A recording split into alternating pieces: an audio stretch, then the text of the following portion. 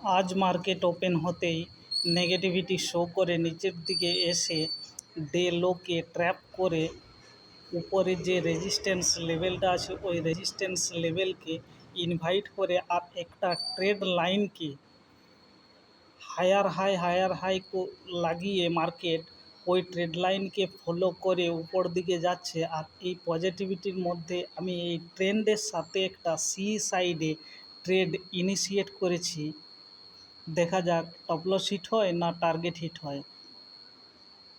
দেখুন মার্কেট যে ট্রেড লাইনকে ফলো করে উপর দিকে যাচ্ছে সেই ট্রেড লাইনের দেখুন এখানে কিন্তু লোয়ার লো কিন্তু মার্কেট তৈরি করেনি, হায়ার হাই তৈরি করেছে। এই জন্য এই জায়গাটা ট্রেডটা ইনিশিয়েট করা, না হলে কিন্তু আমি কিন্তু সি সাইডে ট্রেড ইনিশিয়েট করতাম না। দেখুন 1 =